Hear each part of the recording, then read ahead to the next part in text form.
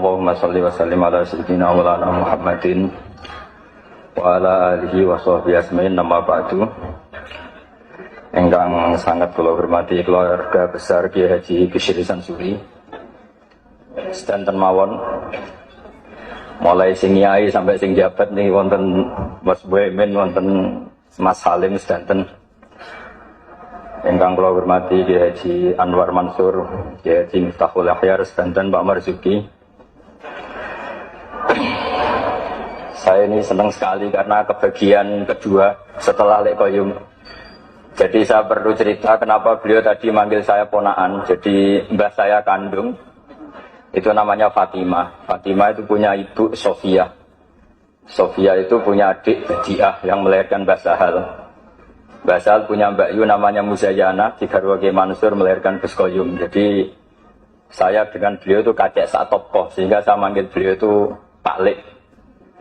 Terus sudah seharusnya beliau dulu baru saya, karena beliau tadi sudah serius, saya kan yang santai-santai saja. Tadi saya tanya Gus nih, pertama minta saya di Rembang itu, saya tadi memang baru sholat sebetulnya, saya sholat, ya ingin sholat saja, tapi pas baru salam sudah disuruh ngadeg. Ini kayaknya agak-agak sopan, tapi ya sudah ini, sudah takdir saya ini. Saya itu bikin aturan, yang boleh ngundang saya itu pernah sepuh, ternyata yang pernah sepuh itu banyak. Ini ada Pak Marzuki yang sangat kecewa dengan saya karena ngundang saya tidak mau. Tapi sebetulnya karena saya ini fanatik fikih. Saya ini punya pondok, punya ibu. Jadi yang bisa menggugurkan kewajiban saya itu harus yang lebih sepuh. Jadi orang yang kalah sepuh dengan saya ngundang itu sudah haram. Jadi ini bukan keangkuhan ini, tapi ya memang aturannya seperti itu. Jadi konstitusinya seperti itu. Terus kenapa saya tanya sama Gus ini, apa Mbak Bisyri Sansuri punya karangan? Karena saya tidak biasa khol, kemudian tidak punya naskah yang dikholi.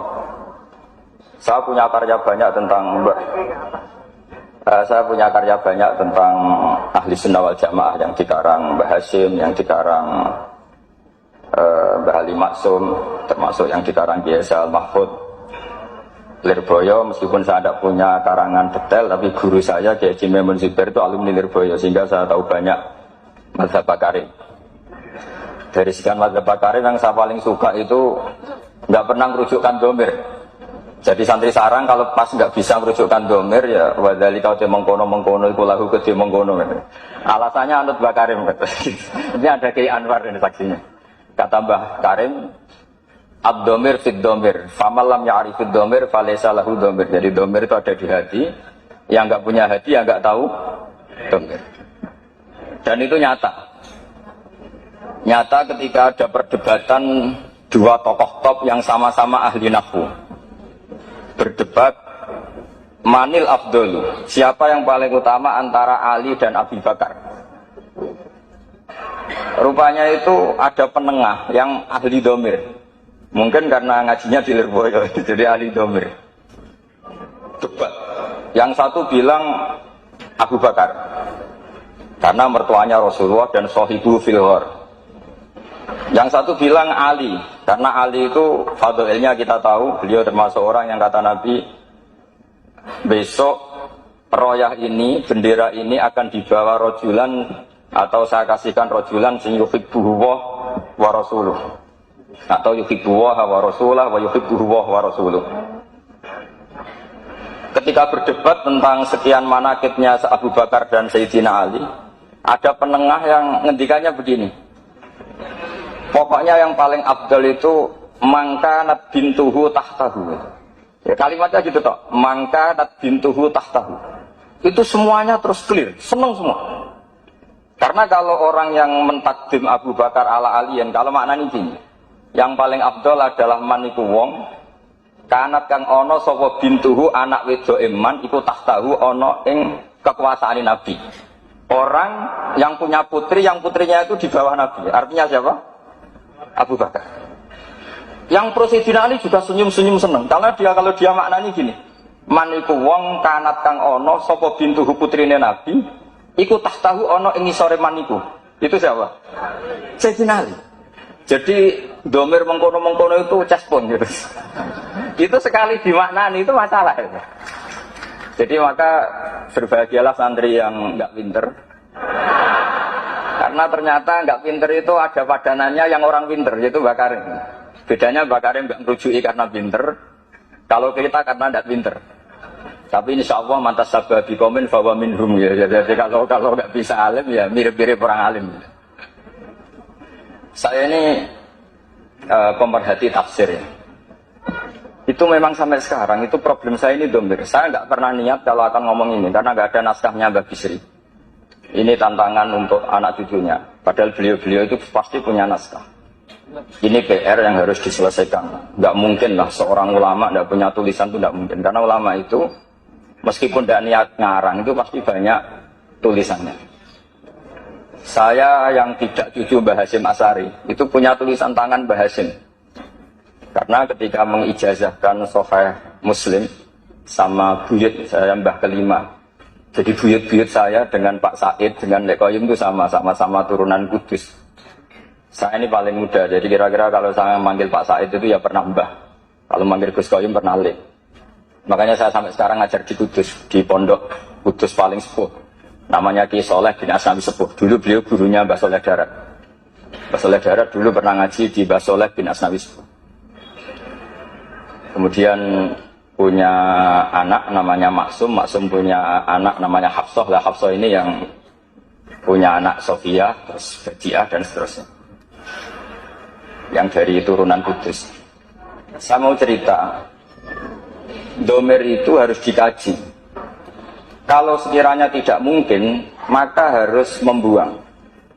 Saya cerita ini karena saya tahu di biografi Kiai Bisri Sansuri, beliau pernah istifadah sama Syekh Bakir Jogja, termasuk sama Syekh Mahfud Termas, sama beberapa mas saya dari Yaman, seperti Said Al-Yamani. Dan saya dari sekian itu banyak yang punya naskahnya. Di antara seni ya, seninya ulama Indonesia adalah maktutot atau catatan apa saja. Itu dikaji dan kemudian diteliti, kemudian diaplikasikan di Indonesia dengan alasan muqtadul hal. Sehingga dalam bahsul masail itu kadang ya agak jorok, tapi jorok yang baik. Maka saya pernah bahsul masail dulu di Pondok Sarang, ini nggak boleh ditiru oleh anak-anak. Bagaimana hukumnya desainer pakaian yang mendesain celana pendek untuk perempuan? Itu semua mengatakan haram karena gara-gara desain itu perempuan kemudian tidak pakai maxi, tidak pakai celana karena memang desainnya untuk langsung dipakai tanpa pakai maxi atau pakai celana. Ada yang bilang tidak haram. Bagaimanapun celana pendek itu berkontribusi ikut menutup aurat. Artinya dia tetap menyumbangkan nutup aurat. Hanya tidak usah sampean bayangkan, wah kalau haram ya dilepas ya jangan itu. Itu kan masalah. Jadi fikih itu kadang ya agak-agak kacau. Kita mau bilang haram nyatanya memberi kontribusi ikut nutup aurat, mau bilang halal dengan desain seperti itu perempuan masih menampakkan apa? Aurat. Jadi debat fikih itu kadang ya tidak mutu. Tapi dari tidak mutu itu ya kemudian tetap melahirkan kecerdasan dan itu termasuk yang dibicarakan Syekh Mahfud, namanya tasfidun nazar, orang menjadi cerdas. Saya pernah baca di Nailul Ma'mul, ini sekaligus senam otak untuk anak-anak Denanyar. Ini bukan ngetes kiai, tapi ngetes anak-anak. Nanti kalau ini disalahkan Ki Miftah atau Yai Anwar, ya saya langsung taslim, karena saya pasti samina wa ta'na. Tapi kayaknya enggak. Karena saya baca, saya ini ngerpek di Syekh Mahfud, kalau sama nyalakan saya, nyalakan Syekh Mahfud. Syekh Mahfud itu gurunya Kiai Bisri Sansuri. Ada fardul masalah begini. Saya ulang lagi, ada fardul masalah begini. Ada orang jatuh dari atas. Ini kata Syekh Mahfud. Kemudian menimpa ini, hadirin ini kan banyak, nggak bisa dipiak ini. Tertimpa orang. Pertanyaannya adalah, orang yang jatuh itu harus pindah apa tetap di situ? Kalau dia pindah menimpa orang lain, kalau tetap di situ membahayakan orang yang ditimpa. Pilihannya pindah apa tetap di situ? Ada yang menjawab harus pindah. Karena yang ditimpa sudah lama ini bahaya, lama-lama bisa mati, apalagi kalau yang jatuh gendut. Terus ada yang bilang nggak usah pindah. Karena jatuh itu tanpa ikhtiar, sehingga dia jatuh tidak dosa. Kalau dia pindah, artinya ikhtiarnya sendiri, maka harus nggak usah pindah. Tapi terus ada pertanyaan lagi, kecuali yang dijatuhi itu Nabi, sekelilingnya ada Nabi itu harus pindah, karena kalah kelas. Tapi dibantah lagi, nggak mungkin ada Nabi lagi, karena Nabi Muhammad sudah Nabi akhir zaman. Kayaknya akan kalah, ternyata ini nggak mau kalah, enggak, masih ada Nabi Isa. Jadi, terus kata saya Mahfud, wahaza mimalato ilatahta, sebetulnya ini tidak ada faedahnya, cuma jadi taskhizun nazar, orang menjadi cerdas. Nah kemudian turunan dari ilmu itu adalah, misalnya nyun sewu politik itu kotor misalnya, tapi punya otoritas. Kalau melihat kotor itu kiai atau cucu kiai nggak boleh ikut politik. Tapi kalau melihat punya otoritas, kalau itu kepegang orang fasik atau orang yang sama sekali nggak punya peduli halal haram, itu lebih bahaya. Kamu milih melihat kotornya apa melihat berebut otoritasnya? Itu menjadi, karena kalau misalnya yang punya otoritas itu orang-orang yang suka maksiat, tentu nanti ada perda-perda yang menguntungkan tempat-tempat apa? Maksiat. Nah itu akhirnya turunan dari logika yang terbangun itu banyak. Termasuk misalnya uzlah. Uzlah itu kata Imam Ghazali halal ketika orang sudah banyak sering maksiat. Khina layak manul jali sujali sahu, sehingga orang setiap kemana saja pasti dosa. Kalau nggak ngerasani orang yang gosip dan sebagainya. Lalu pertanyaannya, ketika orang sembunyi sendiri di atas gunung, itu uzlah meninggalkan dosa apa meninggalkan kewajiban? Kalau Anda tidak mau jabat, itu nggak mau dosa apa nggak mau tanggung jawab atas keberlangsungan Indonesia? Sama milih mana? Kalau Mas Muhammad sudah milih ikut terlibat karena sudah jabat, maka menurut saya ini barokah. Jadi yang jabat ya anggap saja Islami karena ingin pegang otoritas, yang nggak jabat ya Islami anggap saja menghindari syubhat. Akhirnya yang Islami siapa Gus? Ya semuanya, ini barokahnya Islam. Karena menyediakan semua itu. Itu yang disebut ilmu usulul fikih. Dan siapapun yang bersanad sampai Syekh Mahfud termasuk Mbah Bisri itu pasti ahli usul fikih. Kisah hal bisa ngarang Thariqatul Usul itu karena pernah ngaji sama Mbah Zubair. Mbah Zubair bisa alim seperti itu diantaranya pernah ngaji Kiai Fakih Mas Kumambang. Kiai Fakih bisa seperti itu, tentu sanadnya sampai ke Syekh Mahfud At-Turmusi. Ada yang baca At-Tarmasi. Masalah At-Turmusi At-Tarmasi itu Mbah Zubair, gurunya abahnya Mbah Mun sekaligus gurunya itu punya guyonan ajamiyun fasna bihi masyikta. Jadi kalau nama itu ajam, lakukan apa sekehendak kamu. Makanya kalau orang itu baca ya Turmudi, ada yang baca apa? Tarmidhi, ada yang baca apa umumnya apa? Tarmadi, Tarmidhi terakhir dulu. Tarmidhi, Turmudi,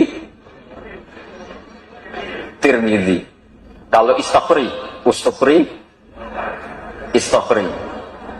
Yang repot, saya itu setiap ngajar di sarang itu bingung karena murid yang datang itu kadang sorokan sama saya, Ali Sibro Milisi apa Mulasi? Kalau kayak sini baca apa? Mulasi apa Milisi? Ada yang baca Sibro Mulasi, yang satu baca Sibro Milisi. Kok kayak milisi Taliban? Gitu. Itu di karangannya Mbah Zubair disebut Ajamiyun fasna bihi masyita. Itu dari awal nama Ajam, maka terserah kamu bacanya apa. Sehingga kita yang tahu Syekh Mahfud itu orang Termas, kita baca At-Turmusi. Yang satu tetap baca apa? At-Tarmasi. Ini saya cerita ilmu. Jadi ilmu usul fikih itu ilmu yang menyediakan logika. Logika yang terbangun itu adalah kemudian menjadi produk hukum. Makanya ketika Imam Ghazali cerita di kitab saya, insya Allah halaman 19, tapi di kitab saya tidak tahu di kitab sampean, mungkin beda cetakan atau beda punya tidak punya, atau sama-sama punya beda baca dan tidak baca, saya tidak tahu karena perbedaan itu bisa macam-macam. Orang-orang yang uzlah itu akhirnya didatangi. Taraktum ummata Muhammadin sallallahu alaihi wasallam fi aidil mubtadi'ah. Sama ingat kalimatnya seperti itu. Wahai para orang yang uzlah, kamu sebetulnya meninggalkan umatnya Rasulullah sallallahu alaihi wasallam fi aidil mubtadi'ah, di tangan orang-orang yang bid'ah. Jadi tidak dianggap menghindari dosa, tapi dianggap menghindari tanggung jawab. Sehingga saya ini punya bapak namanya Kiai Nur Salim. Beliau ngaji sama Mbak Dola dulu khatamnya Quran. Mbak Dola adalah bin Abdus Salam. Abdus Salam ini juga yang termasuk gurunya Ki Bisri Sansuri. Jadi saat dibolak-balik sanadnya juga akan ketemu sama sanad yang dipakai Ki Bisri Sansuri. Sampai juga nanti ketemu di Nabi Adam. Kalau nggak ketemu semua ya di Nabi Adam. Pasti nanti ketemu juga. Sanad keilmuan. Bapak itu kalau ada orang terlalu istiqomah imam masjid sampai tua itu ngeritik. Saya dulu ya iskal. Pak, bukankah itu istiqomah? Kata bapak gini, ibu istiqomah apa mau digenji wong liya katanya. jadi orang itu akhirnya berlatih berpikir. Tapi kalau ada santri sopan gitu, nggak mau ngimami, nggak mau jadi pengurus masjid, itu tawadhu karena masih ada yang sepuh. Ikut tawadhu apa mau tanggung jawab. Sehingga semenjak itu saya terus berpikir terus begini.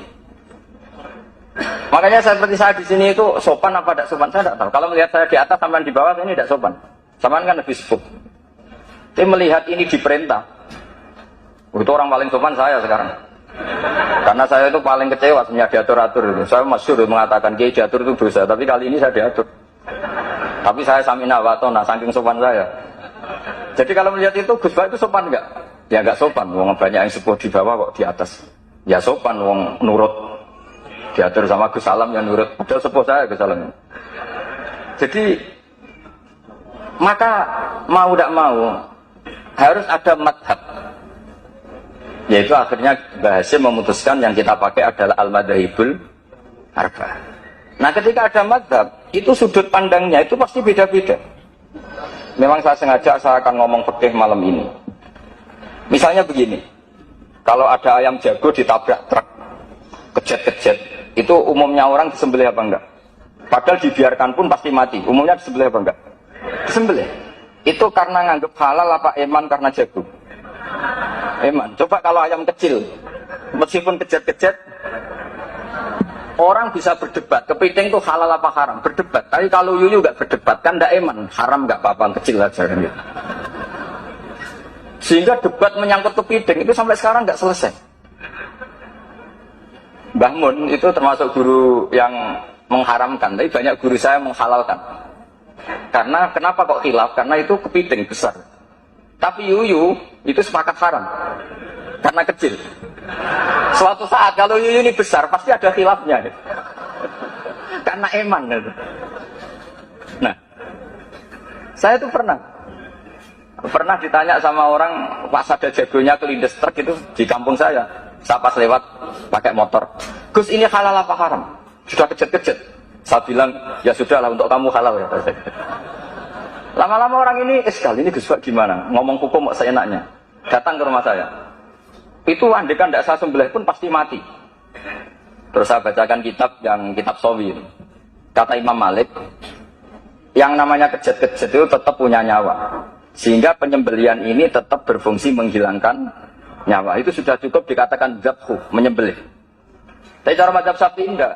Dia tidak punya hayatun mustaqirrah, sehingga kalau dibiarkan pasti mati langsung, maka enggak boleh disembelih. Karena dia tidak langsung mati ini hanya proses prosedur saja. Memang pantasnya mati kejet-kejet sih gitu aja kira-kira ini. Tapi hakikatnya sudah apa? Mati. Sehingga ulama itu selalu berdebat. Dan perdebatan ulama itu setelah diangen-angen memang sama-sama masuk akal. Saya punya sekian cerita ya tentang perdebatan, termasuk kitab yang tadi disebut Lekoyum itu kitab Hilyatul Auliya. Karena kenapa saya sering baca kitab itu? Memang syaratnya jadi wali itu harus pernah baca kitab Hilyatul Auliya. Jadi kalau sampean belum pernah baca berarti nggak mungkin jadi wali. Sudah tak jamin itu nggak mungkin. Imam Ghazali sealim itu termasuk barokahnya kitab Hilyatul Auliya, masyhur itu. Fit tasawuf beliau ngiduk kitab Qutil Qulub. Fil fikhi beliau ngiduk kitab Nihayatul Matlab fi Diriyatil Madzhab karangannya Imam Haromen. Tapi kalau fi manaqibil akhyar beliau ngiduk kitab Hilyatul Auliya wa Tabaqatul Asy. Itu terang-terangan beliau ngendikan di juz 4 wa alaika bi mutalaati kitab Hilyatil Auliya. Karena beliau memang pengagum kitab Hilyatul Auliya di bab manaqibul akhyar. Itu di bab manaqibul akhyar itu ada sekian perdebatan. Dan perdebatan itu melahirkan satu kecerdasan. Yaitu tadi, saya berkali-kali cerita, ada sekian contoh yang orang itu akan ngeper setelah ada logika kebalikannya. Saya beri sekian contoh. Ketika malaikat Israel datang ke Nabi Ibrahim mau mencabut nyawanya, itu Ibrahim marah-marah, Israel kamu salah. Kenapa? Saya ini kekasih Allah, ana Khalilur Rahman, saya ini kekasih Allah.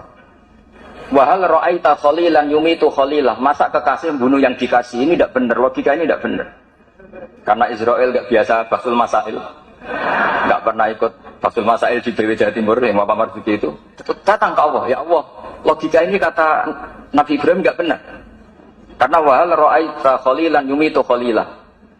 Terus sama Allah diajarin, ya sudah bilang ke Ibrahim gini, wahal ra'aita khalilan yakrahu ayal khalilah. Masa orang yang dicintai kemudian tidak siap ketemu yang dicintai. Datang lagi Israel, wahal ra'aita khalilan yakrahu ayal khalilah. Oh ya ya, tidak apa-apa, mati tidak apa-apa. Jadi dibalik langsung rubah. Dulu pernah ada jagongan ulama mau menganggap cengkeh itu pewangi. Alasannya kue-kue tar dikasih cengkeh, maka cengkeh kategorinya pewangi. Artinya apa efek hukumnya? Kalau orang ihram rokok berarti wajib bayar dam karena pakai pewangi, yaitu cengkeh. Karena roti tar dikasih cengkeh, terus beberapa wedang cengdem juga dikasih apa?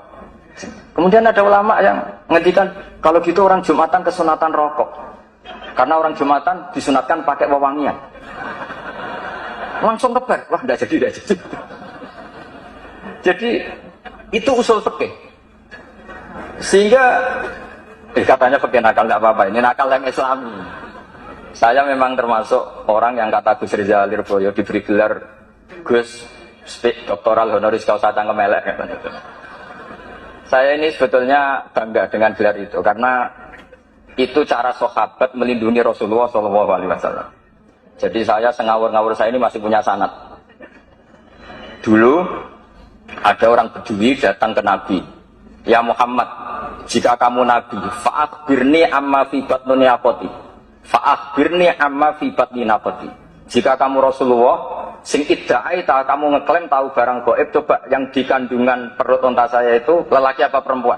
Isinya apa? Itu Nabi kan mangkel, masa Nabi kok ditakoi isi kandungan apa? Terus kata sahabat datang, ini sanad, kalau boleh dikatakan sanad, sanatan kemelek kalau boleh dikatakan sanad. Itu kata sahabat tadi langsung namanya Salamah bin, ada yang baca Salmah bin Salamah namanya. Nazauta 'alaiha fakanat laka minha sakhlatun. Kamu yang ngangkangi itu ada anak kamu. Saking mangkelnya Rasulullah kok ditanya gitu. Enggak, kamu enggak usah tanya Rasulullah, tanya saya. Oh iya ya, di dalamnya ada apa? Ono anakmu. Karena dia begitu saking mangkelnya, masa Rasulullah kok ditanya, "Idza kunta Rasulullah fa akhbirni amma fi batni naqati." Jadi kadang orang itu mau tidak mau ya, nggak ada pilihan. Orang wiridan ditanyakan sanatnya apa, salaman sama sekelilingnya ditanyakan sanatnya apa. Salaman tuh nggak ada sanatnya, hadisnya nggak sahih. Tapi orang nyalain HP nggak perlu sanat. Habis salam langsung ke toilet nggak perlu. Sebenarnya harus ditanyakan, nyalain HP setelah salam itu ada hadisnya nggak? Ke toilet setelah salam ada hadisnya nggak? Nggak ditanyakan. Tapi kalau salaman ditanyakan. Mau tidak mau kita jawab gimana? Ya jawabnya tadi. Kalau semuanya butuh sanad, berarti kalau HP kamu matikan, setelah salam kamu nyalakan harus pakai apa? Sanad. Kira-kira punya apa enggak? Enggak punya kan? Oh itu sanadnya umum, bahwa Nabi boleh melakukan sesuatu yang maslahat. Memangnya salaman enggak maslahat? Jadi, saya contohkan yang ketiga. Ini sekaligus yang terakhir, ini masih banyak kiai. Karena saya memang enggak bisa, pidato depan umum enggak bisa. Enggak memaksa bisa, memang enggak bisa, juga enggak bakat. Dan yang undang saya kalau kalah sepuh itu mengharam karena tadi. Karena saya meninggalkan kewajiban saya sebagai kiai di rumah. Saya ini kiai induk di rumah, itu bukan sombong, memang saya kiai induk. Bapak saya sudah meninggal. Jadi bukan karena kualitasnya, memang mau tidak mau. Mubah misalnya. Banyak pakar usuliyin yang mengatakan hukum itu diantaranya ada yang bernama mubah. Mubah itu boleh dilakukan, boleh ditinggalkan. Tapi kemudian itu ada masalah, yaitu ketika mubah dilakukan, ini monggo marhaban wa sahlan, ini beneran, ini Gus Ali Darawuh, ini beliau teman bapak saya. Jadi, monggo Saya ulang lagi, mubah itu secara definisi kan boleh dilakukan, boleh ditinggalkan. Tapi ada logika yang mengatakan begini. Misalnya saya jagungan sama Gus Salam, malam ini semalaman sama Gus Salam cangkruk.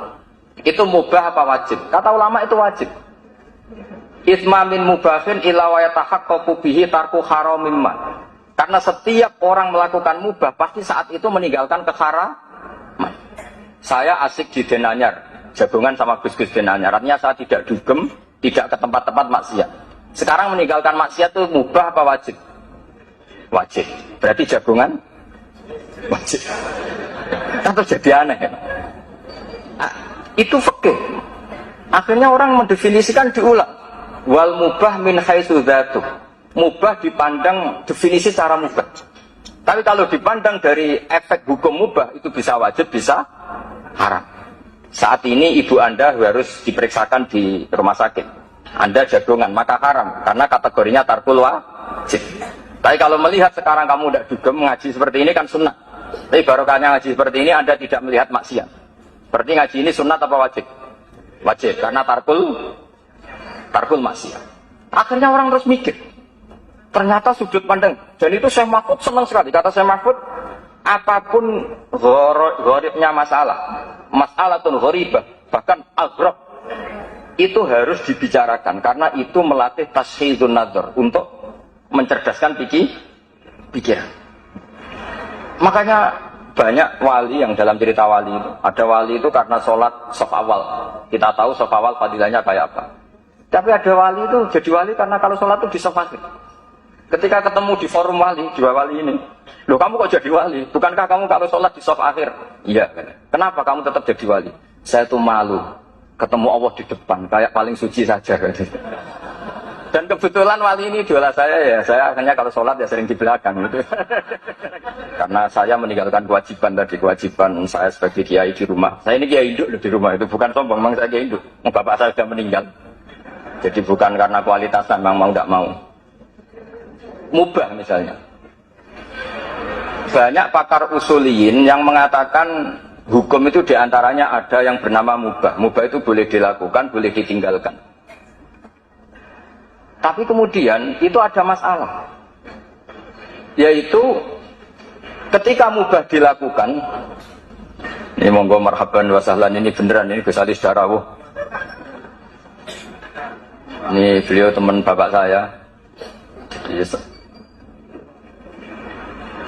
monggo. Saya ulang lagi, mubah itu secara definisi kan boleh dilakukan, boleh ditinggalkan.